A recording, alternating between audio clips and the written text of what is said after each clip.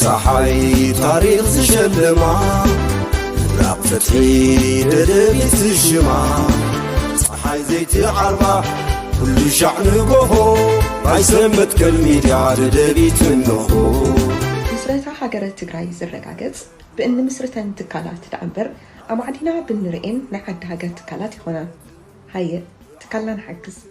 زعامة وراي سلازي ددبيت كتعنببن كتعبين شرحي ثلاثنا كتسلمتن ددبيت نحجز أبلا ددبيت نقول ددبيت ميديانا لسان حزبنا ددبيت تيفي بعود كخمت زعامة وراي ددبيت ميديانا ميديا حزب تجراي ددبيت ميديا حزب تجراي ددبيت ميديا حزب تجراي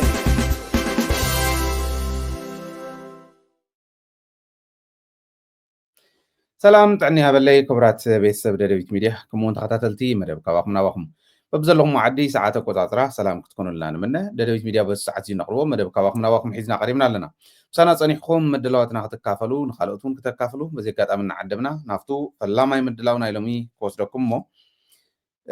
نايلوم مدلاونا نجمرو حدش معباله اب معراب تግራይ زملكتيو معراب تግራይ اسكع حزي كافتن حلوف زغونه مسوعتنا زغفلا خبابتا تግራይ حنتيا نعلم زغرمه كاب معراب تግራይ بسودان اسكع زوصو بإيدوم ندحريتنا تطمطمو نتعصرو كرنكريت تأثيرهم تقتيلهم نتكزنا تدربيو حمد أدامون كيرخبو قاليهم بسودان سودان زوصحو وحج تكزه سودان زبصحهم عب سودان حمد أدام زرخبلو قاليهم زي تعدلو فقدو شنطرو فقدو قوو فقدو صقعي قماقم تكزه استرفلو قاليهم تجفجفهم بجملة جملة جفجاف تفصيم لهم أبناء جملة مقابر أب معراب تግራይ قتاليهم زي فلت تقبروا له زي فلت بناء جملة مقابرات أفتين تقويرهم عدل زطريو هاديمو من سمين معراب تግራይ زهادملو زوصحلو كنتاتيو ناي معراب تግራይ نيرو حزون انت خونه أمريتو بغزا هفتو بغزا نبرتو شقالا يكوينو نايتوم تسفحفحتي شقالا يكوينو أفتا مربتونا تساقاي زللا كنتات يا زلا ناي معراب تግራይ حزون انت خونه يزب زلو معراب تግራይ كافتن عرين حلوف زخونه جفجاف تفصيمولن ينبلن كبابتاتنا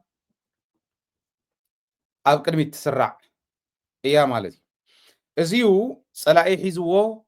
بدن بخلنا بنفلطو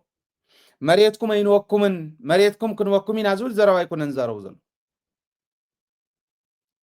بيدو زرغن كردو نزغل حلنا نزلو بزردو ملكعو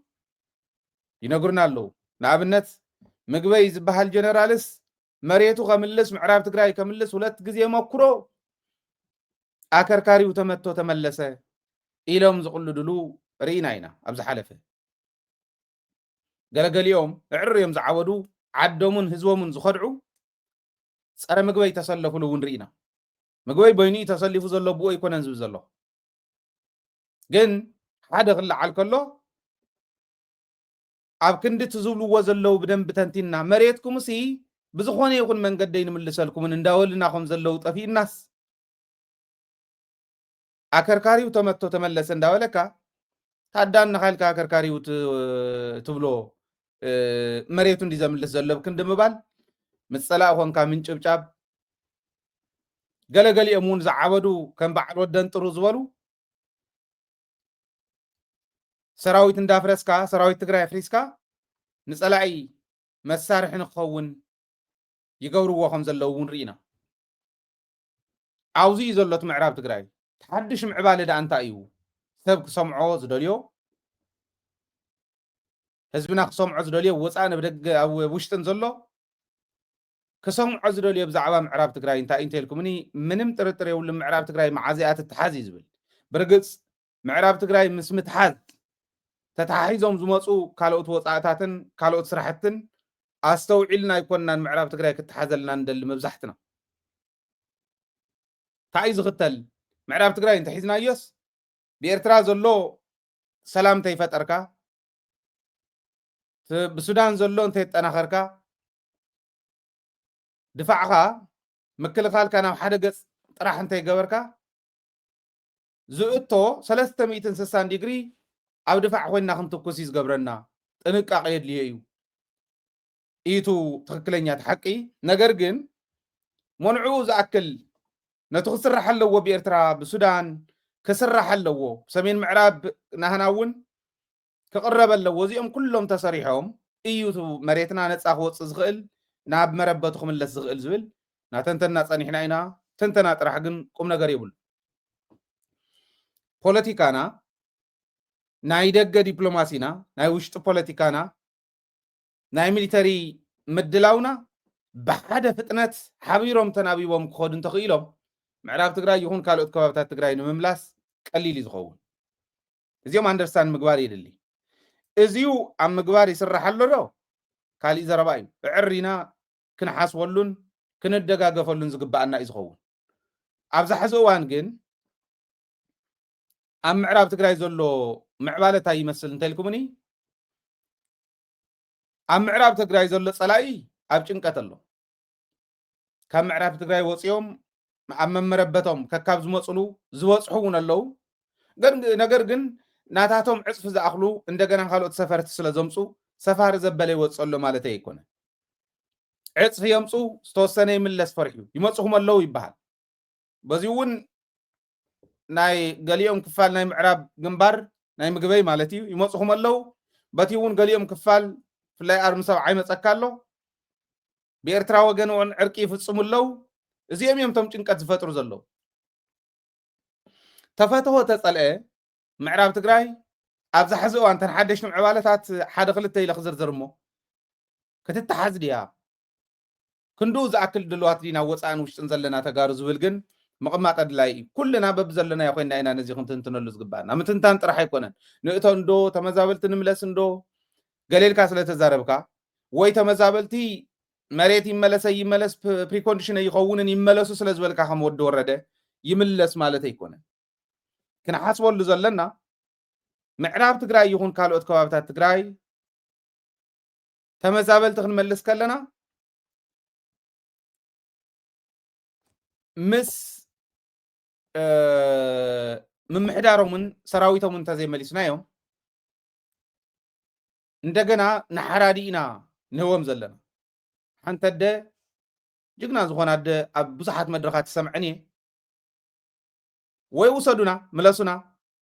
تزي مليسكمنا جن موتو أفتح جزانا خوينا تانسر حزنا ورنا سريحنا تشكلنا تسيلنا داول عنا خن موجود بانديرانا حزنا خن كدينا إلن عدو زحزوان كتولو زقباء إنيلن أبكرمي أندك نداموتو وندار آيا نستنون بحمام بخالي إنها تتقع عند رأيا سكب لاي نبرنن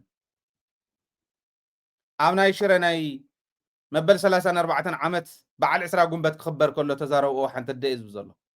تخكلين سنفنا ناي بعلنا انت زي كوينو عم معراب تقراي بفلا يحزي مسير ترى يسمع معلو معراب قنباري تناخر له بخلتي وغن بحمراون بيتعاف حمرانا بسودان بوردر أرم 7 بزيون كالوت أرمتات تتناخرين خرالوها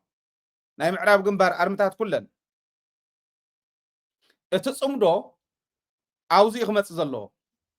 صمدو إلنا نصرحو شعبية زبدل الناس سلازي يحسبنا يكون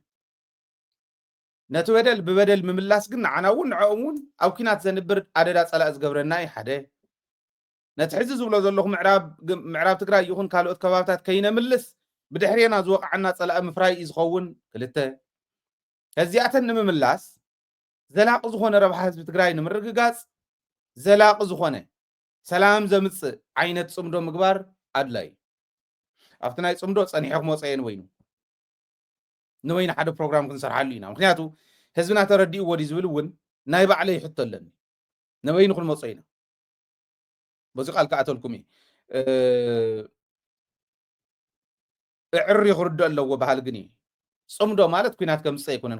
كوينات كنا ترفينا خنصامد زمصنا زلو كوينات رؤي بإثيوبيا زمص زلو لازم نتروي كوينات نمملاس مصماد لاي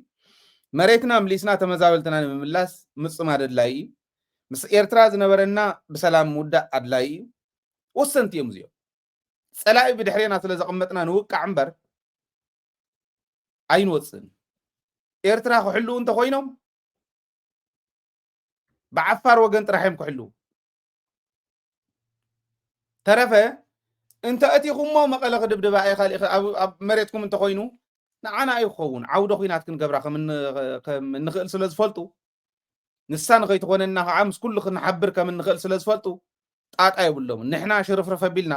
ካሊእ ፀገም ከይነብፅሓላ ምጥንቃቕ ከድልየና እዩ ግን ንበይና ክመፃ እዚኣ ዕሪና ክንትንትና ኢና ሕዚ ናይ ምዕራብ ትግራይ ዝኒሃ ምዕባለ ዳ እንታይ እያ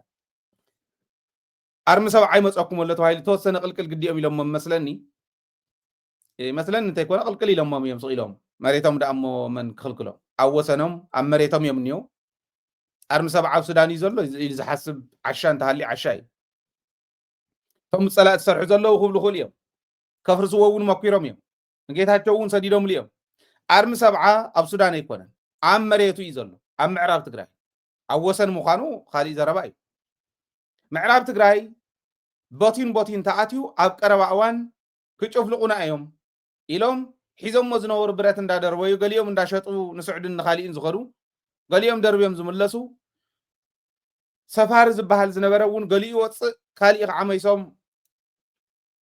ክልተ ኢድናቱ ይእቱ ኣብ ከምዚ ዓይነት ቅልውላው እኒሄ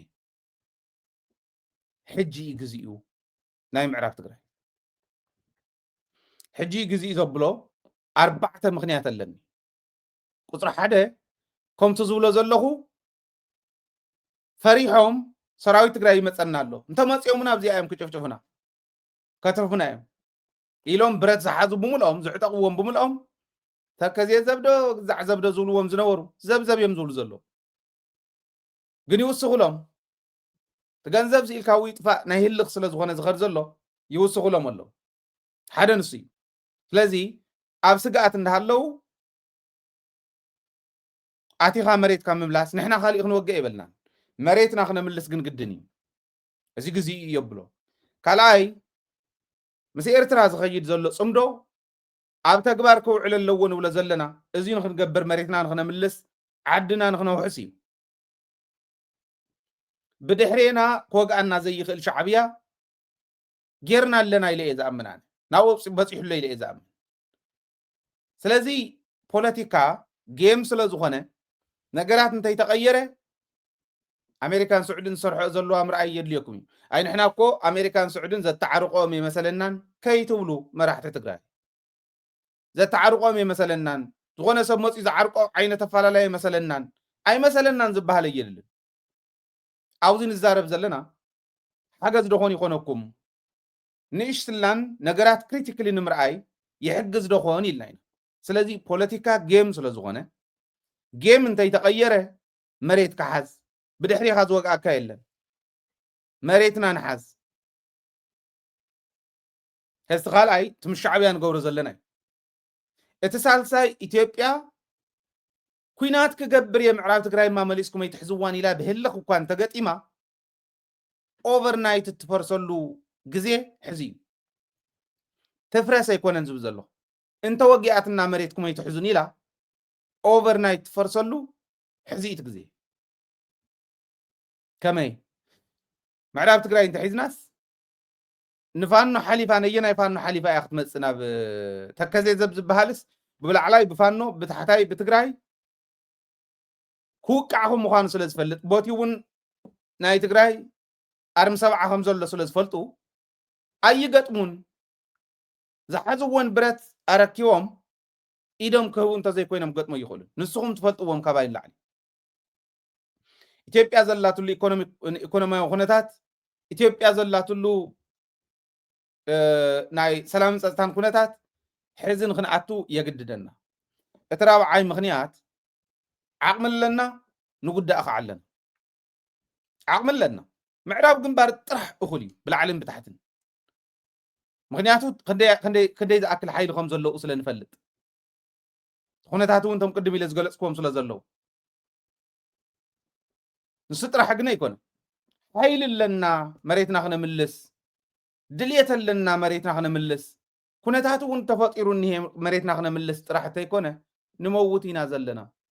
ናይ ምዕራብ ትግራይ ተፈናቃሊ ይመውት እዩ ዘሎ በብመዓልቱ ሬሳ እናቀበርካ ካብ ትሓድር መሬትካ ብምምላስካ ኣየናይ ናይ ዓለም ዲፕሎማሲ እዩ ንምንታይ መሬትኩም ሓስኩም ክብል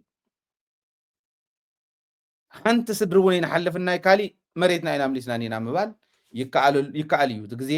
እዚ ዝከኣለሉ ግዜ እዩ ዝብል እምነት እዩ ዘለና ናይ ኣምሓራ ፖለቲከኛታት ወልቃይት ምዕራብ ትግራይ ብጠቕላላ ናብ ዋንኡ ናብ ትግራዋይ ክምለስ ኣለዎ ኢሎም ኣብ ሰብ ኩሉ ግዜ ኣለና ላንጋ ዝነበሩ እንታይ ተረፈ ምዕራብ ትግራይ ናይ ትግራይ ናብ ትግራይ ይመለስ ኢሎም ናብ ሰብ ኩሉ ኣቲና ኣለና ከምዚ ኢሎም ፖለቲካ ናብ ዝሰርሑሉ ኣቲና ኣለና ንኣብነት ወደ ትግራይ አስተዳደር መመለስ አለበት። የብልጽግና መንግስት የሚያሽከረክረው የወልቃይት አስተዳደር መወገድ አለበት፣ መደምሰስ አለበት፣ መጥፋት አለበት። ደመቀ ዘውዱ የቲፒኤልኤፍ ተዋጊ ሆኖ እድሜውን በቲፒኤልኤፍ ተዋጊነት የኖረ የትግራይ የጦር መኮንን የነበረ ኦንሊ ቲንግ አማራ የሆነው የሰሊጥ መሬት በሚፈልገው መጠንና በሚፈልገው ቦታ አንሰጥህም ስላለው ነው በወቅቱ የነበረው አስተዳደር። የወልቃይት አካባቢ ግን የብልጽግና ተቀጣሪዎች በመሆናቸው የብልጽግናን ካርድ የሚጫወቱ በመሆናቸው የወልቃይት ጥያቄ የህልውና ጥያቄ ነው፣ ወልቃይት ወይ ሞት ቀይ መስመር ነው እያሉ የብልጽግና ጨዋታ ነው የሚጫወቱት። የአማራ ህዝብና የትግራይ ህብረተሰብ እንዳይስማማ ባይዘው ወይ በዚህ ጉዳይ ላይ ጽፌያለሁ። አዎ ወልቃይት ወደ ትግራይ አስተዳደር መመለስ አለበት። በአሁኑ ሰዓት አሁን የአማራ ህዝብ በህልውና አደጋ ላይ ባለበት ሰዓት ወደ ትግራይ ወደ ምዕራብ ትግራይ መመለስ አለበት። ለምን የተሰደዱት ስደተኞች በሙሉ ወደ ቀያቸው ወደ በተፈጥሮ አምላካቸው የሰጣቸው የመኖር የህልውና መብታቸውን የተነፈጉበት ቦታ መሄድ አለባቸው። ወደ ቤታቸው መመለስ። ኢንጂነር ሙሉጌታ ዘለቀ ይባሃል። ናይ አምሓራ ፖለቲከኛ እዩ፣ ናይ ፋኖ ደጋፊ እዩ። ናይ አምሓራ ፖለቲከኛታት ከምዚ እንዳወለው ዘለውሉ ዝደሊ ተስፋሕፋሕ እኳ እንተሃለወ ከምዘይሕዞ ከምዘይወስዶ ተግባር ክንረጋገጽ ክንክእል ኣለና። ምዕራብ ትግራይ ብኸምዚ ክምለስ ይኽእል እዩ፣ ግዚኡ ከዓ ሕጂ እዩ ዝብል እምነት ኣለኒ። አክቲቪስታት ዝበሃሉ እኳስ ደመቀ ዘውዱ ትግራዋይ እንዲዩ አወዳንኡ መሓራይ ኮይኑ ምባል ጀሚሮም። ማን እባላለሁ ከወልቃይት። ቀጥል። አማራ ነህ ትግሬ ነህ? ኧረ አማራ ነኝ። ጽድት ያልኩ። ጽድት ማለት ምን ማለት ነው? መጽዳት ማለቴ ድብልቅልቅ ያለ ነገር የሌለኝ ማለት ነው። በእናቴም በአባቴም አማራ ነኝ። ደመቀ ዘውዱ አማራ ነው ትግሬ? ደመቀ ዘውዱ ወላሂ አማራ ነው እንጂ። ውረድ በል ውረድ። አንተ ሌባ ነህ። ውረድ። ደንቆሮ ሌባ። ውረድ ሌባ ነህ ኢልዎ ቅርቡን ፈገግ እንተበልና ኢለ ሓቁ እዩ። ደመቀ ዘውዱስ ትግራዋይ ዲ አምሓራ ኢልዎስ አምሓራ ኢልዎ ችድ ውረድ ሌባ ሓሳዊ ይብሎ ኣሎ። አክቲቪስታት እዮም እዚኦም ብዙሕ ፎሎወር ኣይተነዓቅዎም ነዞም ከምዚ ዝበሉ ሓበሬታ ስለ ዝውዎም እዮም ዝዛረቡ። ስለዘይንዕቅዎም ክሰርሕሎም ምእንታን እዮም ዝህዎም። ነዚኦም ይንዓቆም ሓበሬታ ይፈልጥዎ እዮም። ግን ሕዚ ኣብ ጭንቂ እዩ ዘሎ። በቃ አክቲቪስት የባህሊ ፖለቲከኛ የባህሊ ወታደር የባህሊ ኣብ ጭንቂ ኣሎ። ንምንታይ ዘይምልከቶ ዘይግብኦ መሬት ናይ ትግራይ መሬት ወሪረ ክነብር እየ ዝበለ ሓይሊ ናብ ዘይኮነ መፃወዲ ኣትይዎ ስለ ዘሎ ክንሓስብ ክንክእል ኣለና። ሕዚ እያታ ግዜ ኣብል ኣለኹ ኣነ ገለገሊኦም ኦኬ ከምዚ ትብል ኣለኻ ብረት ሒዝካ ደሞ ትቃለስ ይብል። ኣነ ንሳይ ትሕሸንን ሕዚ ኣብዚኣ ካብ ክንከራተት ኣብ ወፃእ ዘሎ ሰብ እፍቲኣን ሰራሪሑ ንቤተሰቡ ንኻሊኡ ክኸውን ፃዓርዓር ከም ዝብሎ ፃዓርዓር ኢለ ኣነ መቸም ዜር ይመስገን ኣብ ርእሰይ ኣተሃፍተይ ሰሪሐ ክበልዕ ዝኽእል እየ። ብሕልና የለ بفيزيكلي بأكل يله بجنزب يله إنا نقالس نيناكو كابزيا ندم دش قامة تشكم كلكم نيرة دحان استايون سلازلن نسو ما حاشن نعي تمكم زولو بدن بلبخ قورو إليه ازي زي بلو ميديا زي بلو ادفوكاسي سرحت زي سرحلو ناي دبلومات سرح زي سرحلو قال سقعة ترجم يبلون سئلكا چاو يخون مالت سرحينا نسرح زلنا إلى سلز أمني هذه جزيء حزيو بأقوابو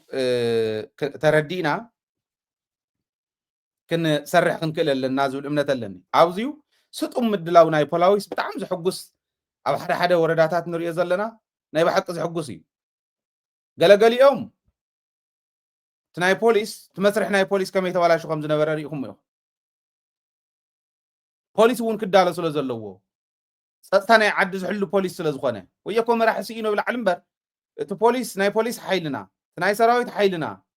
موت هزب وون بعلو سراويت كون زغل هزب حيسكا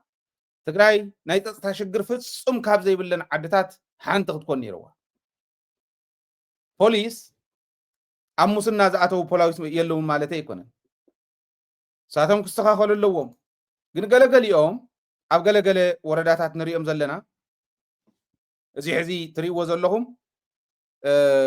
ናይ ታሕታይ ቆራሮ ወረዳ ታሕታይ ቆራሮ ፖሊስ ናይ 2017 ነፈጻጽማ ገምጊሙ ናይ ጣብያ ፎረማት እውን ናይ 16 ጣብያ ፎረም ኣካይዱ እዚ ትማልን ምቕሪ ትማልን ዝገብርዎ ዝነበሩ ስጡም ዝኾነ ምድላው ናይ ፖሊስ ፍስጡም ዝኾነ ምድላው ምንባብ ናይ ፖሊስ ነንባዕሉ ምንባብ ፖሊስ ምስ ምምሕዳሩ ምንባብ ፖሊስ ምስ ሰራዊቱ እንተሃሊና ክንዲ ትግራይ ዝኸውን ሰላሙን ፀጥቶን ተረጋገፀሉ ከባቢ ናይ ኢትዮጵያ ኣይህሉ ነው ኢትዮጵያ እስካዕ ዘለና እስካዕታ ሃገርና ንውንን ብርግጽ ዲፋክቶ እያ ልክዕ ከም ራይዎ ሶማልያ ኣብ ዘላቱላ ዓዲ ሶማሊላንድ ዲሞክራሲያዊ ዝኾነ መረፃት ተካይድ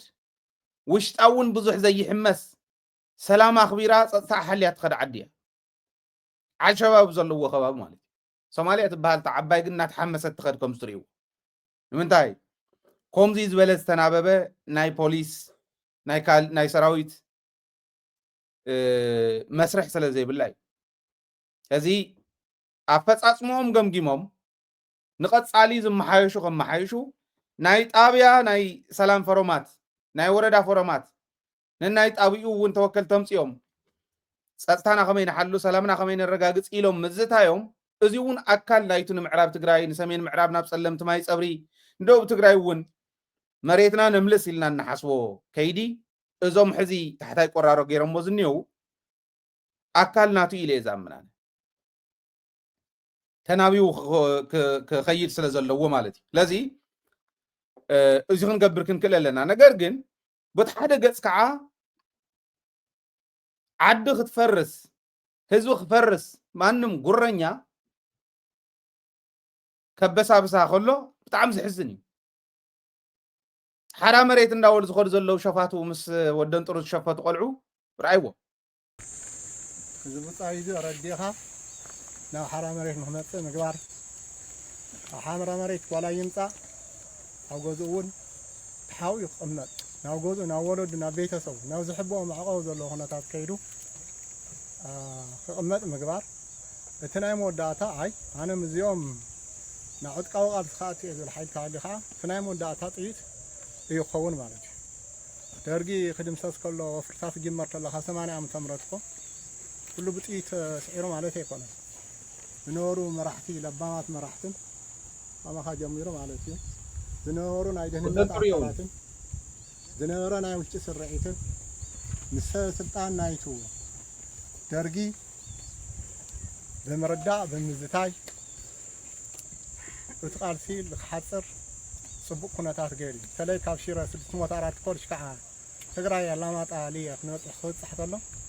ፅቡቅ ነይሩ ጥራሕ ናይ 3ኛ ክፍለ ጦር እያ እታ ቁሩብ ጥንክር ኢላ ነበረት እምበር ካሊእ ምንም ዝነበረ ኩነታት ኣይነበረን ስለዚ እቲ ከይድና መጀመርያ ዲፕሎማስያዊ ኩነታት እዩ ፖለቲካዊ ኩነታት ሃሁና ምርዳእ እዩ እንታይ ተወፂኡ ዘሎ ብሓራ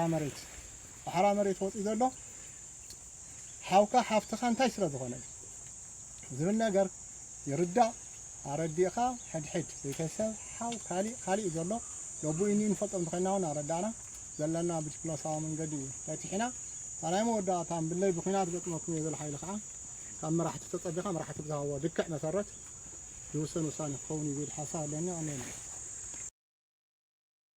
زيهم يوم عشان يفتر كاندي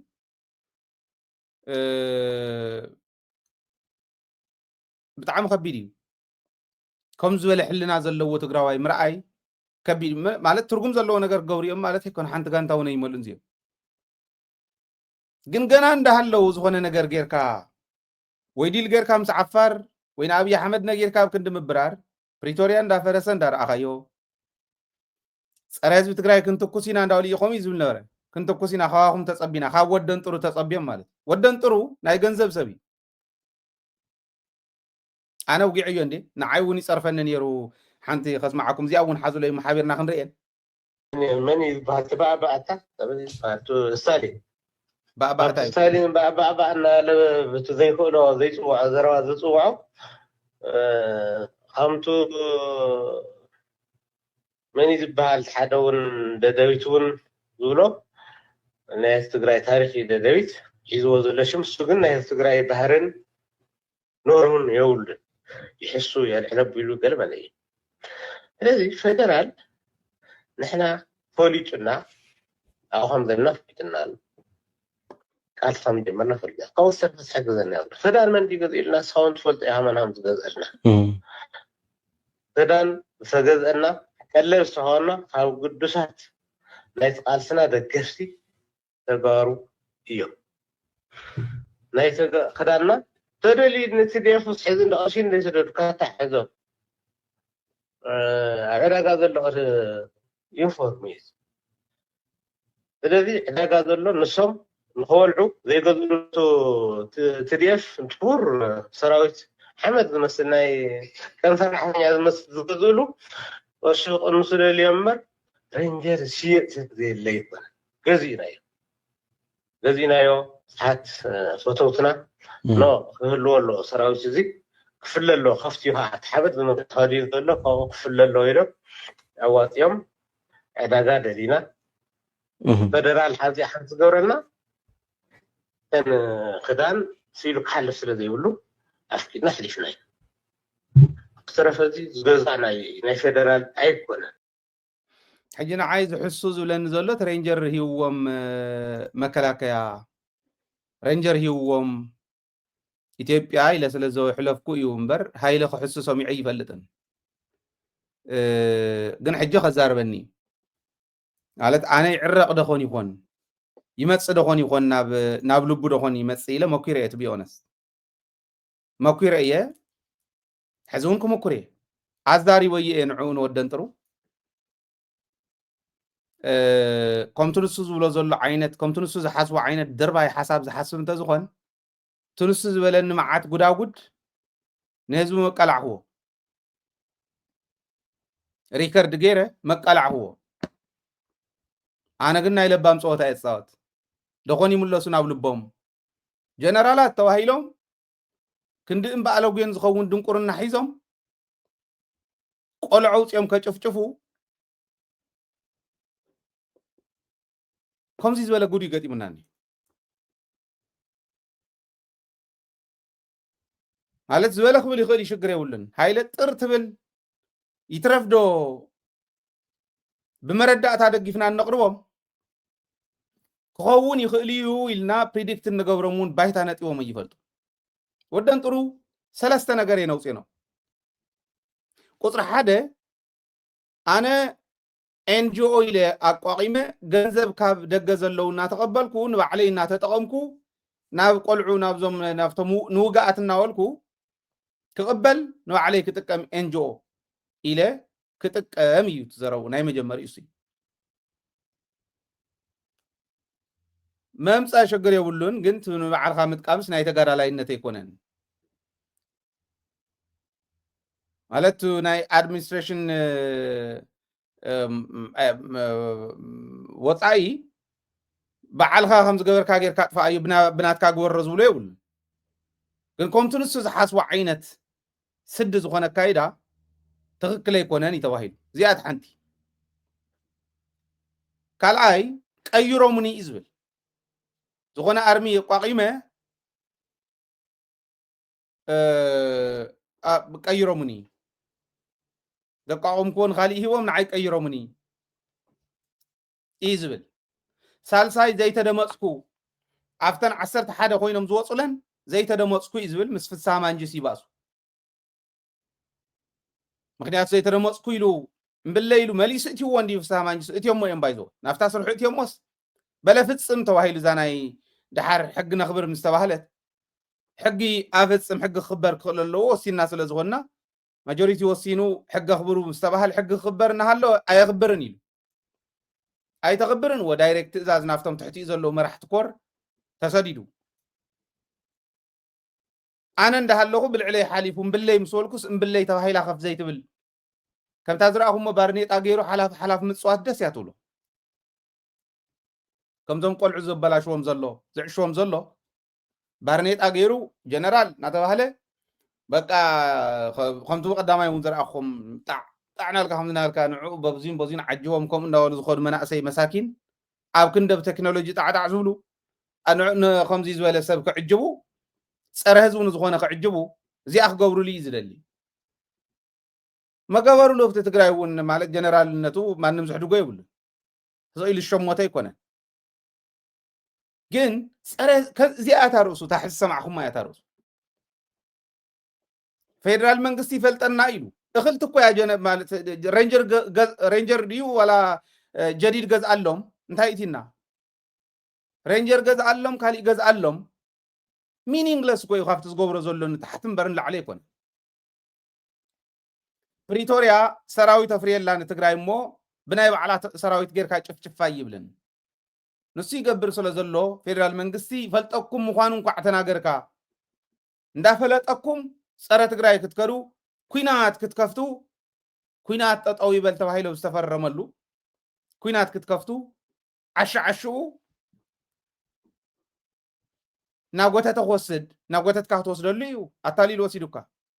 ተን ገንዘቤን ከዓ ወሲደናኻ ኣነ ይቅርታ ሕተት ኢለ ፅሒፈሉ ኣለኹ ኣነ ኣብ ክንዲ ክዓርቆ ንዓዲ ክምለስ ምስ ዓረይ ኣብ ክንዲ ንዓዲ ክምለስ ምስ ዓረይ ንዓይ ፀርፈኒ ዘሎ ኣብ ዝኾነት ሓንቲ ዩቱብ ከይዱ ከምቲ ሰማዕኹሞ ማለት ፀሪፉ የውርደለይ ንዓይ ምንም ከውርደለይ ንዓድኻ ክትምለስ እየ ዝደሊ ሕዚ እውን ንዓዱ ክምለስ እየ ዝደሊ ግን ይሄው ኣብ ቅድሚ ህዝቢ እየ ዘቕርባ ዘለኹ ይቅርታ ሕተት ደደቢት ሚድያ ንህዝቢ ኢልና ገንዘብና ጫሕ ኣቢልና ከፊልና ንህዝቢ ንቃለስ እምበር ከም ወደን ጥሩ ብጀጋኑ ብሽም ጀጋኑ ክነግድ ኣይበልናን ኤንጂኦ እውን ተኸፈትና ኣለና ቻሪቲ ደደቢት ቻሪቲ ዝበሃል ብስም ጀጋኑ ይነግድን ንሕና ካብ ዓለም ከምዚ ዝበሉ ኣለውና ሃውዎም ንዑልና ክነምፅእ ንኽእል ኢና ንዑ ንዓና ሃውና ንሕና ክንዲዚ ነተረፍ ግን ኣይንብል ይቅርታ ሓተት ኢለ ኣለኹ እንተሓቲቱ ፅቡቕ ተዘይሓቲቱ ግን ከቃልዑ ክዋረድ ይቅርታ ተዘይሓቲቱ ናይ ደደቢት ሽም ምብልሻው እምበር ንዓይ ሽግር የብልን ይበለኒ ምክንያቱ ህዝበይ እዩ ዝፈልጠኒ ንዓይ ናይ ደደቢት ሽም ከበላሹ ግን ኣይኽእልን ተጠንቂቕና ንኸድ ስለ ዝኾነ እሞ ከዓ ብናይ ወደን ጥሩ ኣንደበት ክበላሾ ይኽእል ተውሳኹ ንባዕሉ ዝረግፆን ዝኸደሉ መንገድን ዘይፈልጥ ሰብኣይስ ንሃይለ ከምኡ ክብሎ ይኽእል ኣይኽእልን ዓርስኻ ምፍላጥ ኣድላይ እዩ መጀመርያ መጠንካ ልክዕኻ ምፍላጥ ወሳኒ እዩ ወሲዱ ነቶም ቆልዑ ዝገብሮም ዘለኹ ነግረኩ እዚ ኣነ ፅሒፈ ኣነ ይኮንኩን ፅሒፈ ተስፋይ ፅሒፍዎ እኒሄ ተስፋይ ንጉስ ነታ ናይ ዓፋር ከይዳ ዝኒሃ ከይዶም ዝኒሄው ሸፋቱ ንዓቶም ወሲደዮም እየ ኣነ እየ መስሪተያ ባህል ቆልዓይ ንወደን ጥሩ ግን ደቂ ራያ ፈልዩ ኣሲሩ ኢሉ እዩ እንደውም ዝርዝር ሒዘ ክመፅእ ኢሉ ዘሎ በዚ ኣጋጣሚ ንዓው እዚ ዘርዝሮ ቴሌቭዥን ኒልካ ኣነ ይዕድሞ ኣለኹ ላይቭ ንዓሞ ዘርዝሮ ናይ ወደን ጥሩ ምሽጥር ተሃልዩካ ዝርዝሮ ትኽእል ኢኻ ወደንጥሩ ኮማንዶ አርማ 50 ካብ ኢዱ ተመንጢሉ ሃዲሙ ናብ አዲስ አበባ መጽዩ ይብል ንኽልተ ሰዓት ዝኣክል ንሸውዓተ ደቂ ራያ ክንእስተር ገይሩ ግን ዓፋር ዓደይ ምዃኑ ኣይተረድኦን መቸመ ይርድኦን ዝርዝሩ ንህዝቢ ዕላው ክገብር እየ ይብል ምኸርዎ ዝኣረጊት እውን ኢሉ ጽሒፉልን የንሱ ናይ ባዕሉ እዩ ሽግር የብሉን ከምኡ ኢሉ ጽሒፉሉ ኣሎ እንታይ ተገይሩ ኣብዚ ሓለፈ ንሕና እውን ሕሊፍና ነርና ኣብ መንጎ ተስፋይን ወዲ ቢተውን ባእስ ተፈጢሩ ኣብቶም ዝኸዱ ንዓፋር ማለት ገና እንተይኮና ተኮናይ ገና እንተይተኣከቡ እዮም ተባኢሶም ዓብይ ናይ ከባቢያውነት ኣፈላላይ ኣለዉ ትግራይ ኣብ ክልተ ክመቕልዋ እዮም ሞኪሮም በዓል ረዳኢ እውን ይዛረቡ ከም ዝነበረ ወርዕ ምላሽ ዝበሃል ናይ ረዳኢ ሕልና ቋፂራ ዝሓዘታ ክንዲ ጭኹራ ትኾን ትግራይ በታ ክንዲ ጭኹራ ትኸውን ርእሱ ቆራሪፁ ዝሓዛ ዓድላ ካብኡ ንታሕትን ካብኡ ንላዕልን ተባሂሎም እዮም ተባኢሶም ድሕሪኡ ንወዲ ራያ ንተስፋይ ንኻልኦት ደቂ ራያ እውን ከምቲ ሕዚ ጽሒፍዎ ዘሎ ወደንጥሩ ኸይዱ ናብ ምእሳር ኣትዩ ኣሲርዎም እዩ ትክክል እዩ ሓቂ እዩ ድሕሪኡ ንወደንጥሩ ይእለን ምስ በልዎ ንወደ ሸብር እዮም ወሲዶሞ ገሊፅናልኩም ኢና ወደ ሸብር ወደንጥሩን ካልኦትን ኣብ መጋለ ይርከቡ ኢልናኩም ኢና ብዝሓለፈ ተመሊስኩም ኣብ ቻናል ንረኣይዎ እዚኣ ኮይ ዝገብር ዘሎ ወደንጥሩ ተን ገንዘብ እስካዕ ዝረኸበ ንሰኒ ዝምትርፍ ዘሎ ሰኒ ዝወስድ ዘሎ ካብ ኢትዮጵያ ይኹን ካብቲ ይኹን እኽብክብ ኣቢሉ ዝተወሰነ ምስ ሓዘ ድሕሪ ተበቲና ሞኪርና ነርና ግን መፂኦም በቲኖማ ክብል እዩ ኣብ ቀረባ እዋን ኦፕሬሽን ምስርሑ ይተርፎ ፋሕፋሕ ከብልዎም እዮም ዓፋር ባዕሎም ክንርኢ ኢና ሓቢርና ክንሰርሖ ኢና ሞስ ወደንጥሩ ሰብ ኮይኑ ብርግፅ ኣብቱ ሜዳ እዕርኽቱ ይግለፅዎ ኣነ ምስኡ ስለ ዘይወዓልኩ ኣፍተን ዛረበን ዘረባታት ግን ክግምግሞ ክእል እየ ብደንቢ ገይረ ዓቕሚ የብሉን በቃ ከም ዝበለ ናይ ፖለቲካ ይኹን ኣንፈት ህዝቢ ናበይ ይኸይድ ዓዲ ናበይ ይኸይድ ዝብል ማለት ዓቕሚ ዘለዎ ሰብ ኣይኮነን እዚ ኩሉ ዓቕሙ ፈሊጡ እንተዝኸይድ ይፅቡቕ ንትግራይ ክትበልዕ ዓፋር ሰፊርካስ ደጀን ኢልካ ንዓፋር ንህዝቢ ትግራይ ፀላኢኻ ጌርካ ናብ ትግራይ ኣፈሙዝ መሊስካ ክትኩስስ ሬንጀር ኢትዮጵያ ምፃትለይ ነምፅያትለይ ኢልካ ክትከራኸር ሬንጀር ኢትዮጵያውያን ዝመለስዎ ሬንጀር እንደገና ሓፃፂዎም ሰፍዮም እዮም ሂቦሞም ሓድሽ እውን ኣይኮነን ተረፍ መረፍ ሓድሽ ዝነበረን ናይቲ ተመለሰን ገይሮም እዮም ሂቦሞም ምንም ጥርጥር የብሉን እዚ ካበይ ከም ዘውፃኹሞ እውን ንፈልጦ ኢና من كم ذهب الناس تفلطوا ونديكم حاسوت كم غير عشكم انت خوينو ودنطرو يغايو انا مردات اخوكم انتم غزينا تقولوا اي تغزن مغزي غيرنا يوينا زبل عشكم انت خوينو رينجر كاو ኢትዮጵያ ረኺቡ مغزي رينجر ይሉ ካባኹም ገንዘብ ወሲዱ ተን ገንዘብ ወሲዱ ወነሎ ማለት ንዓይኮም ይዝርዳን ምክንያት ተን رينجر ካበይ ከም ዝወፃ ስለ ዝፈልጥ ተደሊኹም መርቱዕለኒ نعو أنتم كذينا تقولوا نعم تمرتوا أخوكم خليها كاو إثيوبيا وسيدوان فقاد فكنا نمتهو فقاد فكنا يقول حصوت جنزب بليعكم الله مالك بايزوي مس جنزب قدل كأتو زغل سبي انت مردات لن نزيون شبوت مردات لن لذي ازيتوناي ودن ترون رئيز لنا انا معراب تقراي كنا ملس سمين معراب كنا ملس دوب كنا ملس إلنا بالنزارة ولو زيوم زغبرلو بعل ودنطرو مس ኢትዮጵያ ኮይኖም አዲስ አበባ ኮይኖም ከበዓል ጌታቸውን ኮም ማለት አዲስ አበባ ኮይኖም ትግራይ ከመሓድሩ ይምክሩ መምር ገብረ ኺዳን ሓደ ግዜ ዝወልዎ እዩ ዘሳውሰኒ ጋም ይኩሕሎ ወተዋሂሉ ቀደም شوا خوين كادو تقراي حلو نعدام قريم ولو توهيل ازي مس شوا تاريخي بمس توعي لمس نتقراي كغزو حزب تقراي زلو من عقد كويس ابي كميل من عقمتا تجينا حزبي ندرق زي الزت نهايل سلاسه زي الزت እና ወየነ እና ተቃለሰ ዝነብር እምቢተኛ ህዝብስ ደቁ ምእዛዝ አብይዎ ንደቁ ይእዝዞም እምበር ደቁ ዶ ይእዝዝዎ ህዝቢ ትግራይ ስለዚ ታፀገም ንሳያ ጥራሕ ህዝቢ ትግራይ ኣብ መንጉኡ ሊያቡ ኸያእትዎ ጠንቀቕ ኣለዎ ክፈልጦም ኣለዎ ትግርኛ እናተዛረቡ ተጋሩ መሲሎምስ ናይ ትግራይ ይሁዳ ኮይኖም ከገልግሉ ክርስቶስ እውን እኮ 12 ሐዋርያት ንበርፅ ተሎ ንይሁዳ እኮ ይፈለጦን ፀኒሑ ድሓር ተፈሊጡ ሕይ እውን ይሁዳታት ኣለውና ይሁዳታት እንካብ ንህዝቢ ትግራይ ሒዝካ ምስ ካልኦት ፀላእቲ ህዝቢ ትግራይ ኮይኖም ገዛእቲ ህዝቢ ትግራይ ክኾኑ ዝሓስቡ ሓሰውቲ ብጣዕሚ ይሕዝን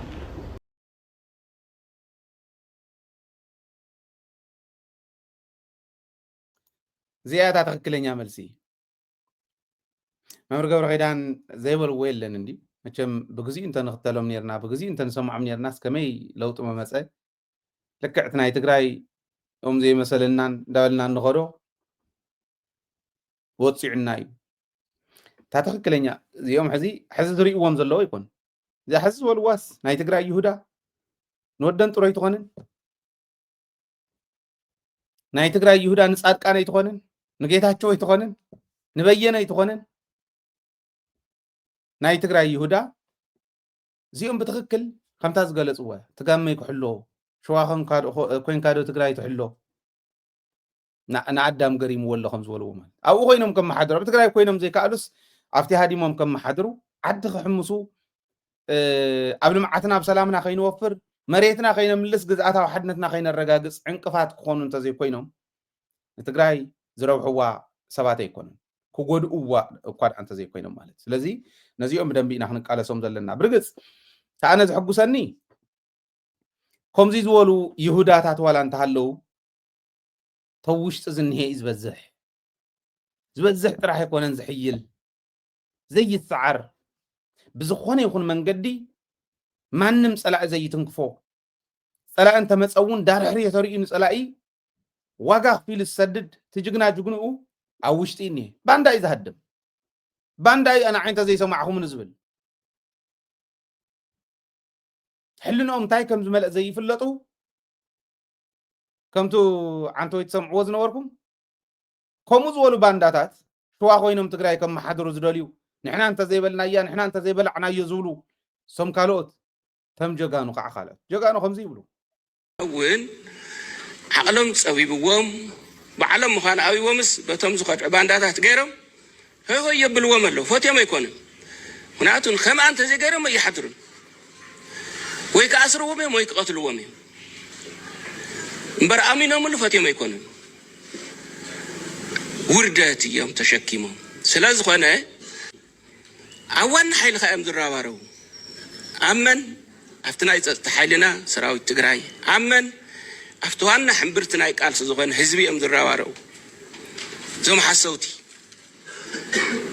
أرمسسان حزبي تنبينن أم قام اللاشن انتاينا والوهم دنور تفلتيو أويش خوينم أويش تخوينم أو كبابنا خوينم يتسألمه حزي كندري أنت لنا دما تحزبي أم قام اللاشن وزلو هاي مارت مرحت له ما حضرت له نمرت له أرمس السالو وزيا بحر خوينم كبعلو أنت له حسوت مخانم كاز فلتو متخونة خبابي حسوت مخانم قال يوم زي فلتو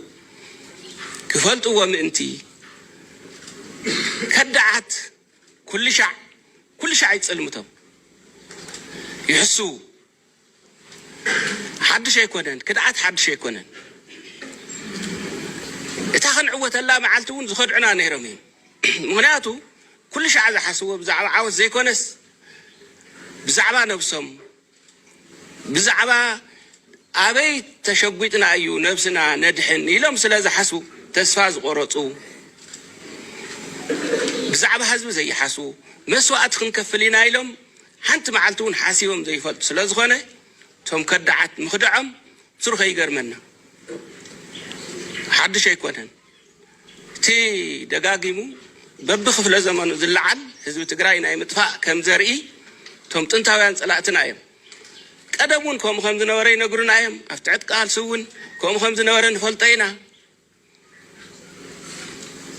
عبز خمز ولا مدرخ كل شع حزب تقرأي الناس عرس لزوت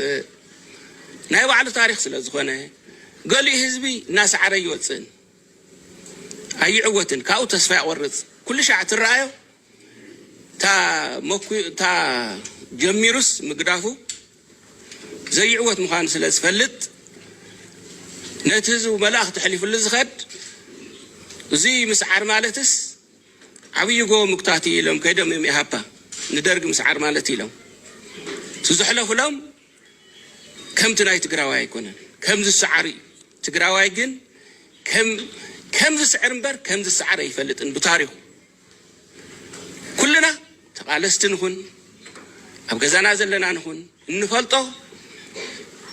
تقالسنا خم نعود تسعرنا خم زين فلت سألاتنا روريهم بعلم كم جو كم زحقوا بعلم كم زفرسوا نحناون متشوق زين دامرتنا كم نسعره من كم نعوتنينا نفلت هزون اتي زلنا ممارس انتاي انتيلنا حزب سراويتن حدا مخان من محدار نايت حزبي مرحيو السراويت ون مرح لو بحدا اندا تراخبنا صقمنا فتحنا كن عوتنا توم صلاتنا ون عقلهم صبيبوم بعلم مخان ابيومس بتوم زخد عباندات بعلم مخان ابيوم بتوم زخد عبانداتات غيرهم سرحلو قلعي زبهال الله أو قطر زعبي فلطي حو ملمني قلعي سبار عترو سبار زخونه قرع سبار زخونه صحلي قلع خون خلي قلعتات يوم من الواشون قلعي قوم نجر اللو زخونه حوي كتلمنا له تغلي خاو قرويت قلع خاو حليف جن ترجم يقول كم قلعي يتقوم لهم اللو صلاتي قلعنا تمون تازلنا يقلعي عقمهم ناس تقرأي كقول انت زمو كورس بغنيرو مبر يترفد باندا سألا أون سعر واي فلت انت تقرأي نحنا تسقم بوليتيكاو تسقميو برتاو قالسي تعويتنا بوليتيكاو قالسي قبر كله نعو مسرح زي مقباري نحنا تسقم كالي تسقم يبلنا بوليتيكاو قال سعرنا نقدر المسرح من متشاو انتخيلنا نتقراي زوادر حيل يلا نتقراي زوادر عد يلا زيادة تسقمنا نفلت أقعينا زيادة صلاتهم نفلتوا فاتهم يكونوا نكون قدسنا يكون نحزي نتقراي زي نخوة مريتنا عايزهم لو تخكليو اتاسترفت زي من الواجن كم تزرعهم حزي حو زجنو مرحت سراويت اللو حو زجنو سراويت لنا TDF زبال ملا طرا زي ولي يلنكو تطقو خططق كله علو انت خوين ابنت كله اي مسلن توسنو طرታት اللو بسيليل كا خط قرطموس غنا زي قرطم غنا زي بسله ካብ بسول طره مولي يو كله أب سراويتون كابوسل ترى ترخيبهم تقولي لهم توصص بعل ودن ترخينهم بانداتات غيرو بعلي تقمل لهم من يخصم عن ودن ترخزي ودك كلا ندال مسار جمير له كم تسايز ولا دك رايا يلون وينهم دك تنبين يلون وينهم دك هم زيلون وينهم كم دا غبابره بتاتينو كفافيل كاغزانتن كندو حفن زغنا قلعو كم زي اغيرو يبتاتنو مله عدم كي يقلقلو مريتهم كي يملسو عفار كونكا كم عرب تقرأي يملس عفار كونكا سلمتن ما يتصورنا يملس متكما أبي أحمد كقورم جنكم غير وسيل بانداتات تقومو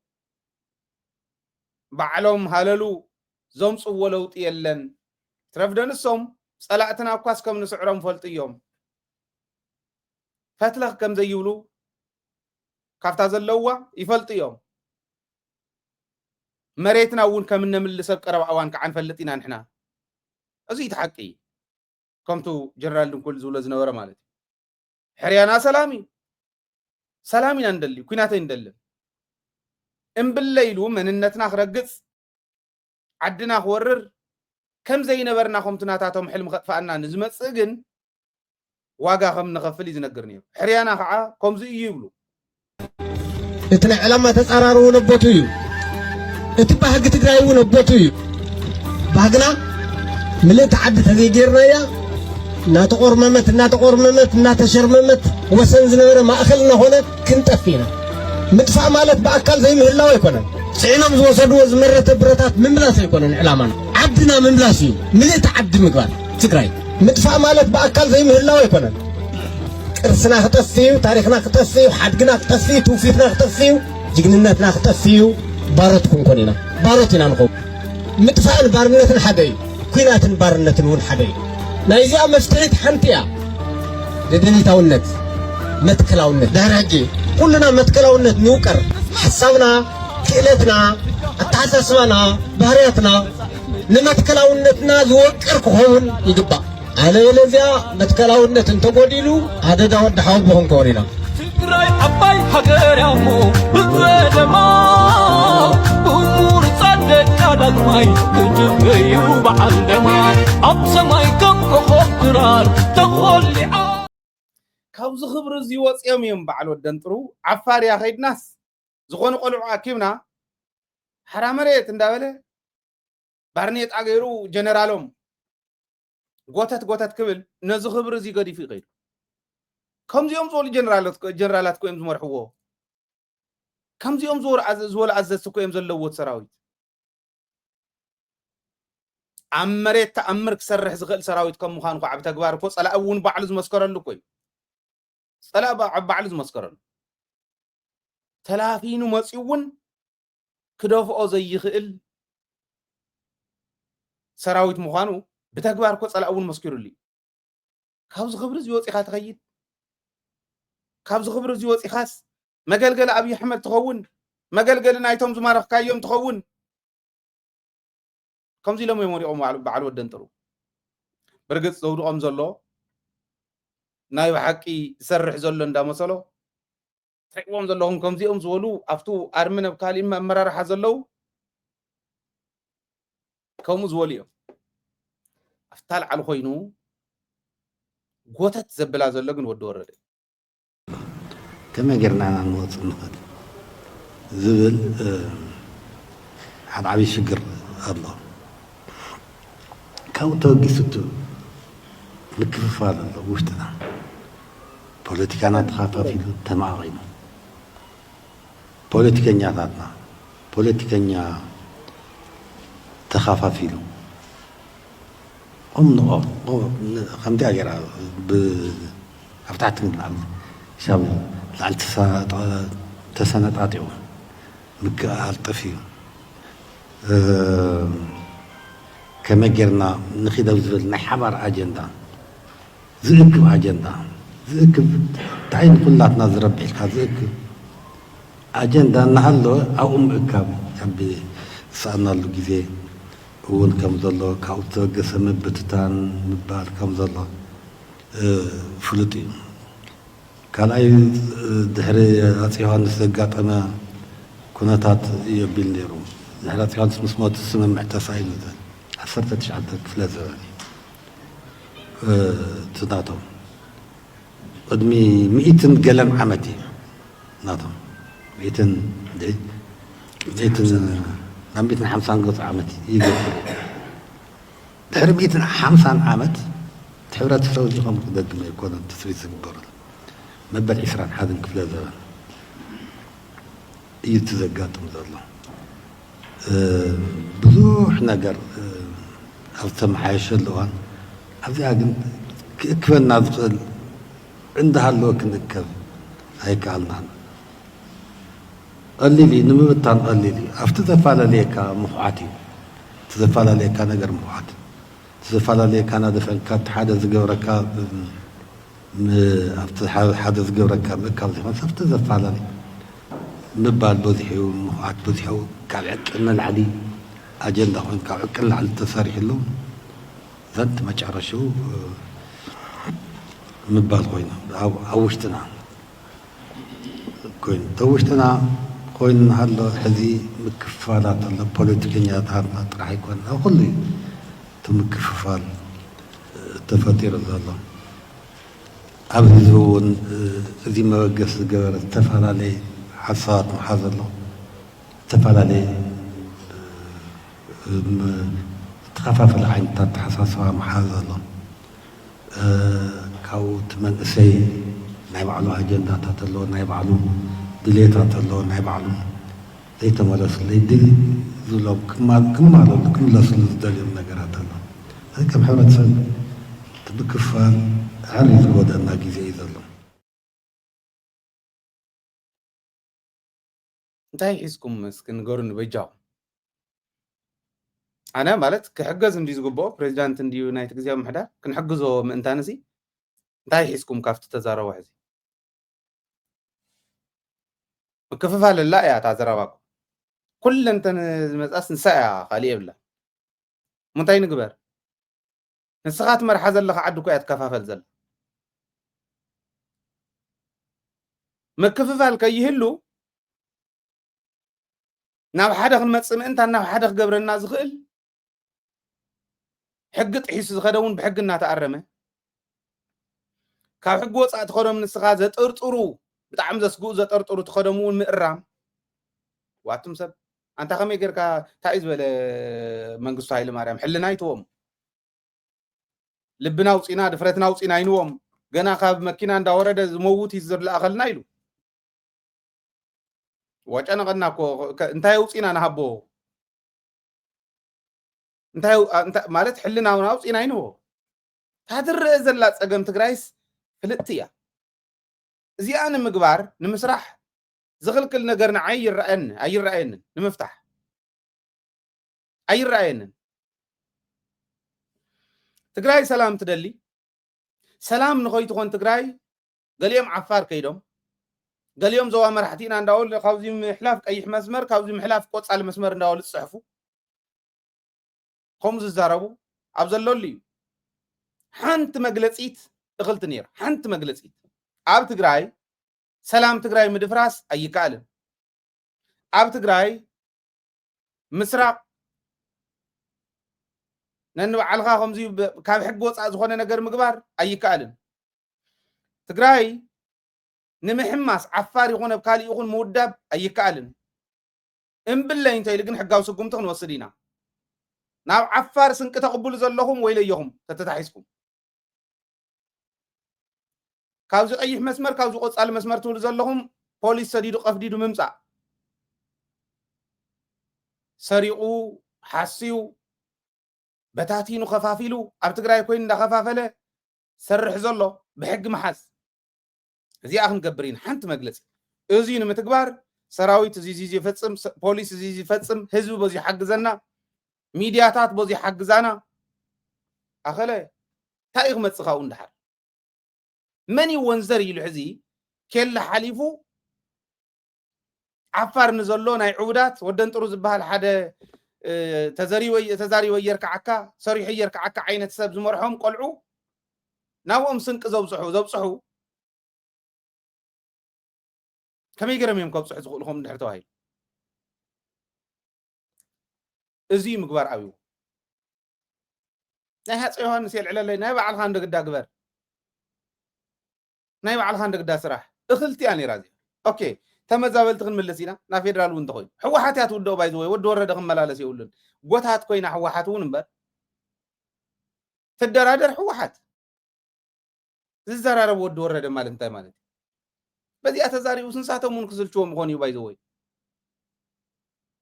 በቃ ክሕገ ዘለዎ ድሓን ፕሬዚዳንት ይኹን ፅቡቕ ተዛራባይ ንሰብ ዝእምን ሰብ ኣብ ቅድሚት ናይ ፕሬዚዳንት ቤት ፅሕፈት ይሓዝ ወሃዊ ቃል ናይ ፕሬዚዳንት ቤት ፅሕፈት ይኹን ድሓን ዝዛረብ ብኩሉ ቋንቋ ክዛረብ ዝኽእል ይግበር ሲገር ዓዲ ይምራሕ እንታይ እዩ ትፀገሙ ኣነ ኣይርዳእንን ዘሎ ናይ ትግራይ ፀገም ንምፍታሕስ የሪር ኢኹም ኣታ أنت رأيك كوي علمون كي نعقلنا كم زين دول كات فتح سجمل تعيزبل هذي ناي سعراين يلن أفتح رح نساون دقي مواباي كم يلن سعراين زبهال يلن بسلام زي فتح نجر يبلنا خذوا انتقنا ناي تقرأ شجر كسلام وضعي بخالي ما قد تفتح ناي تقرأ شجر يلن بحيث تفتح ناي تقرأ شجر يلن سلطان حيث كون بحيث تفتح ناي تقرأ شجر يلن سلطان كي حاس كون بحيث تفتحوا ناي تقرأ شجر يلن ناي تقرأ شجر حزب بزلون كاب تعرفنا بكاف بسلاماون بوليتيكون مقدي زفتح البر بحيث زفتح شجر يبلنا الحزون انت هنا كنتو تخافافي لنا انت هنا سلازي كل شيء ما حيلي ما بحيل الشجر المفتح زد الله بسلام كفتح عند زي تخايدي أرى درجنا فينا تأتوا له درجنا موضعنا فينا تأتوا له مغنيات قلتين له بك بسلامي ألسي توديلك تبيلك سلام بوليتيكا عصر حصول سلازنا غير عصيو فاشيزم تجمري تاين بحر مفتحي نعتك عالسي مقباري تاين اتك عالسي كتوصل كلها خبي ليكون كافتم عالمنا بتعمي حدا جنيان كبيد الوصانات اتقالسي تودعن دي تودعن ارقص عينهم كا سخون حدكي زاد على هي عوت سلذي كتموتون كتقتلون المخنيات خاز موت سو كلون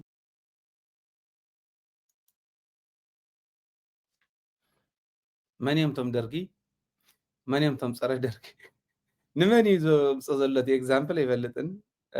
anyway انا كم نابطعنا زلو منقد انت مصيخ نحجزو دلواتينا ግን يترفدو نخت سمعوني زصقمك انت اي زبل زلو ايه زي ردو انا ون كون خلي صقم زلني انا ردو to be honest انت يا نيراتنا يحزون اي ترداوان عتق قالسي نختوسن قليل يلو عتق قالسي تزغبده وسانه يقعيلو بعتق العلكا زفصم يلن يلو سلامي زفصم ناي تግራይ عتق عزل ايدلن يلو نابد ندرغون خنقالو زغبر الناس سلاماو بوليتيكاو قالس خبر سلازي تخاله يلو درغ زخون حيل له مالتي بتግራይ بتناتو بهلا توديوم كعخ قالو سنر لنا عدم زخحدو كعبت يخيدوم بطورنت كن مصينا زوللو انتاي اي زبل زلو ايتردان ካብ ትግራይ ዕጥቃው ቃልሲ ክንገብር ኢና ኢልኩም ዓፋር ሰፊርኩም ዘለኹም ኣብ ልዕሊ ትግራይ ዕጥቃው ቃልሲ ምግባር ይካል ወይ ንዓድኹም ተመለሱ ንዑ ፖለቲካዊ ቃልሲ ክትገብሩ ትኽእሉ ኢኹም ተወዲብኩም ክትቃለሱ ትኽእሉ ኢኹም ብብረት ግን ንትግራይ ክትፋለምዋ ይትኽእሉን ንሕና እውን ንፈቅድን እዚ ይካልን ኣብ ትግራይ ኮንኩም ፌደራል መንግስቲ ንዓትብሉ ዘለኹም ዘይፍቀድን ኣይ ሓላፍነትኩምን ስርዓት ግበሩ ምብለይ እንተልኩም እዚኣ እንተደጊምኩማ ግን ብሕጊ ክነሓተኩም ኢና ኣብ ትግራይ ፖለቲካዊ ቃልሲ ኣይግበርን ዝብል ዘሎ ሓይሊ የለን እንተሃሊ ግን ክእረም ክኽእል ኣለዎ ፖለቲካዊ ቃልሲ ክግበር ስለ ዘሎ ያዚ ብሰላም ኩሉ ነገር ንፍታሕ ንብል ኣለና እዚኣ ተቐቢሉ ዝመፀስ ከዓዚ ፅቡቕ እዩ ካብዚ ወፃኢ ግን ኣብ ጎረቤት ትግራይ ኮንካ ተወዲበ ትግራይ ክጭፍጭፍ ምባል ኣይከኣልን እሞ ኣደብ ሓዙ 4 ነጥብ ከመይ ገርና ነልቁሕ እዚኣ ሕዚ እዚኣስ ከመይ ገርና ነልቁሖ ከምኡ ገይሩ ነቲ ሰራዊት እውን ከምኡ ገይሩ ነቲ ማሕበረሰብ እውን ዝእምን ሰብ እንተዝኾኑ እኮ ኣይመወደቕና ናብዚ መብፃሕና ጨኒቁና እንሄ ከመይ ጌርካ ልብኻ ትሽኳዓሉ ከመይ ጌርካ አንደበትካ ትሽኳዓሉ ነዚ ሰብ እዚ ክንሕግዞ እውን ድልዋት ኣነ ፐርሰናሊ ድልው እየ ክሕግዞ ክልውጥ ናይ ሓቂ እንተኮይኑ ተንኮል እንተኮይና ከምዚኣ እንዳበለ እንዳቆፃፀየ ከምዝለዲ ምራን ናጠዋውኻ ግዛዕ እናቀባባእኻ ምቅን እንዳቀባእኻ ከምኡ ገይሩ ንቅድሚት ንምውሳድ እንተኮይኑ ግን ጌጋ እዩ ትግራይ ከምኣ ገይራ እያ ክትፅሕፈካ ከምታ ትሰርሓ ዘለኻ የጋይ ዝብል እምነት ዘለኒ ዓድና ተረበሸት እናርአናያ ትዘዋና ተረበሸና ተሓንፈሸ እናርአናዮ ትቢ ኤርትራ ወገን ብሱዳንን ኤርትራን ዝመጽእ ዘሎኮ ንኣብነት ናይ ሱዳን መንግስቲ ጀነራል አልቡርሃን ብዝኣዘዝዎ ናይ ሱዳን ጀታት ናይ ጦር ጀት ኣብ ፖርት ሱዳን ከባቢ ዝነበራ ናብ ኤርትራ ኣትዮምን ኣለዉ ይብሉ ኣለዉ ናብ ኤርትራ ኣትይዎን ብድሮውን ከይውድአን የብሉን ጀታት ዝብል ነይሩ ዳጋሎ ተን ዝነበረኦ ግን ኤርትራ ኣትይዎን ከዓይብለ ኣሎ ሕዚ ኤርትራን ዳጋሎን ክዋጉ እዮም ኤርትራን ሱዳን መንግስትን ኮይኖም ንዳጋሎ ክወጉ እዮም ግብፂ እውን ቦት ላዕሊ ኮይና ኣብቲ ቀጠና ንሱ ዝኒሄ ሕምስምስ ኣሎ ኣብ መንጎ ሶማልያን ሶማሊላንድን ኢትዮጵያን ዘሎ ሕምስምስ ኣሎ ኢትዮጵያ ከዓ ንኩሉ ትሕምሰላ ሰንተር ኮይና ብጅቡቲ ዝመፅእ ዘሎ ኣሎ እዚኦም ኩሎም እንዳረኣኻስ እሞ ከዓ መዓት ተፈናቀልቲ ሒዝካ መሬትካ ዘይምለስካ ቁፂ ናበልካ ትወስዳ ከም ዝበለ ጉዲ ገጢሙና እኒሄ እዚኢኹም ክትሓትዎ ዘለኩም ኣብ ዝኾነ ይኹን መድረክ ክፍጠር ከሎ እዚኦም ክሕተት ክኽእል ኣለዎ ዝወዲ ዝብል እምነት ኣለኒ ኣቱም ሰንጠፍ ኣለና ክንሰርሖ ዝግባእ እናንተ ዘይሰሪሕና ዓለም ስኢላ ከፊላ ይፀንሐከን ኩሉ ኣብ ጉያ እኒ ስለዚ እሱ ክንገብር ተዘይክኢልና ከቢድ እዩ ብጣዕሚ ከቢድ እዩ ዝኸውን ዝብል እምነት ኣለኒ ኣብ መወዳእታ እንታይ ኢና ንብል ነርና ናይ ከተማታት ልምዓት ናይ ከተማ ሕርሻ ናይ ገጠር እውን ሕርሻ ክግበር ከሎ ከምዚ ዝበሉ ብጣዕሚ ደርቲ ዝነበሩ ብጣዕሚ ማለት ረሳሕ ዝበሃል ከባቢ ዝነበረ ከምዚ ገይሮም ኣቃፂሎም መድሚዶም ደሓን ዝኾነ መሬት ከምዚ ዝበለ እውን መድሚዶም ኣልሚዖም ከምዚ ዝበለ ኣሕምልቲ የውቁልሉ ኣለዉ እዚ ናይ ዓድዋ እዩ ኣብ ዙርያ ከተማ ዓድዋ ዘሎ እዩ ኣብ ካልኦት ከባብታትና እውን ከምዚ ክተፍርዩ ምግቢ ሕስናና ክነረጋግፅ ንኽእል በዚ እዩ ወልዳን ንዓድዋ ልክዕ ከምቲ ናይ ሸራሮ ንብሎ ዝነበርና ክነምስግኖም ክነድንቆም ይግባእ ሸራሮ ኢንተንሲቪቱ ጉዕዞኦም ፍሉይ እዩ ናይ ሸራሮ ዓድዋ እውን ክረኽቡ ካልኦት እውን ክረኽቡ ናይ ዓድዋ ከዓ ካልኦት እውን ክረኽብኦ እዚ ዓይነት ተመክሮ ፅቡቅ እዩ እዚ ሕዚ እዚኣ ዘውቀለ ገደኑ በቃ እንተነኣሰ ጠምዮ ይሓድር ጾሞ ይሓድር ከምዚ ትርእይዎ ዘለኹም ዓይነት ኣሕምልቲ ጥዕና እውን ዘምፅእ ስለ ዝኾነ ስለዚ እዚ ሪኢኹም ኣብ ብዙሓት ከባብታት ትግራይ እዚ እንድሕር ምግባር ክኢልና ካልኦት እውን ምውቃል እንድሕር ተኻኢሉ ምግቢ ሕስናና እንዳረጋገፅና ክንከድ ኢና ደደቢት ነዚዩ ግዜ ረኺብና ስቱድዮና ሃኒፅና ስቴብል ዝኾነ ጉዕዞ ኣብ ትጅምረሉ እዛ ሚድያ እዚኣ ናብ ዝተፈላለዩ ዓድታት እናኸድና ከምዚ ዝበሉ ሳይንስ ዝፈትሖም ፀገማት ኣብ ዓድና እውን ክፍትሑ ምእንታን እንዳቕረብና ክንከድ ኢና ማለት እዩ እዚ ኣጋጣሚ እዛ ሚድያ እዚኣ ክድልድል ተደላዲላ ብክልተ እግራ ረጊፃ ህዝባ ክተግልግል ዓዳ ክተግልግል ህዝባ ክትቅይር እጃምኩም መወፉ እዩ ሕድ ሕብረተሰብ ታትካኣለ ይገብር ኣሎ 200 1000 2000 ገለ ይገብር ኣሎ ሰብ ሃፍቲ ኸ እንታይ ኮንኩም ኢኹም ፅባሕ ንጎ ትጥቀምሉ ሚድያ እዩ ናይ ሚድያ ናይ ፕሮሞሽን ገለታት ዝበሃል ስለ ዘይፈልጥ ናህና በዓል ሃፍቲ ሚድያ ክንብል ከለና ንዓና ንጥቀም ንዓና ዝጠቅም ትካል ንተክል ዘለና ጥራሕ እዩ ዝመስሎ ለዚ ዓዲ ዘለኹም ሰብ ሃፍቲ ዝከኣለኩም ግበሮ ሓግዙና ታ ስቱድዮ ክንሰርሕ ክንውዳእ ፉሊ ፈርኒሽድ ዝኾነ ስቱድዮ ክኸውን ኣብ ወፃእ ዘለኹም እውን በዚኣ ሓግዙና ኣብ ወፃእ እስካዕ ሕዚ ጥር ትብል ዝሓገዘ የለን ምናልባሽ ኣብ ጎፈንድሚን ኣብ ፔይፓልን እዮም ሓጊዞም ከይበሃል ኣብ ታሕቲ እየን ዘለዋ ጎፈንድሚ ፔይፓል ኣብ ታሕቲ ኣለኩም ዋላ ናይ ኣባልነት ፎርም እውን ኣሎ ካብቶም ዝነበሩ ኣባላት ፍሒተ ይበለትን ካሊእ እውን ይረኣናን ግን ፅባሕ ንጎ ኩሉና ንግልገለሉ ትካል ስለ ዝኾነ ፅባሕ ንጎ ንምንታይ ዘይሓገዝና ኢድና ዘይእተና ኣብዚ ኢልኩም ከይትናስሑ ብሕዚኹም ክትሕግዙ እየ ዝፅውዕ ዘለኹ ዓዲ ዘለኹም በዚኣ ናይ ወጋግን ባንኪ እያ ደገ ዘለኹም በዚ ኣካውንት እዚኣ ናይ ኣውስትራልያ ባንኪ እያ ናይ ናሽናል ኣውስትራልያን ባንክ እዚኣ ከዓ ኣብ ታሕቲ ዘሎ እትርእይዎ ዘለኹም ኣብ ዲስክሪፕሽን ታሕቲ ከይድኩም ሾው ሞር ተይልኩሞ ኣብ ዲስክሪፕሽን ኣሎ ኣብኡ ዘሎ ጎፈንድሚ ፔይፓል ናይ ኣባልነት ፎርም ኣለኩም ዩቱብ ቻናልና እውን ባዕሉ ጆይን ምግባር ትኽእሉ ኢኹም ጆይን እንተይልኩም ከማርፀኩም እዩ በተን ተደልይወን እትኽእልወን ክንድታ ትኽእልዋ ጌርኩም ኣባላት ኮይንኩም ደደቢት ብምሕጋዝ ሚድያ እዚ ክትዕብዩ ትኽእሉ ኢኹም ዝብል እምነት ኣለኒ ፃውዒተይ እውን ይቕርብ ኣለኹ ማለት እዩ እዚ ኢለ ንሎሚ ዝነበረና በዚ ክንዛዝም ኢና ሰላም ምሳኹም ሰላምን ዓወትን ከዓ ምስ ጅግና ህዝብና ክኾን ትምኒተ እዩ ትግራይ ትዕወት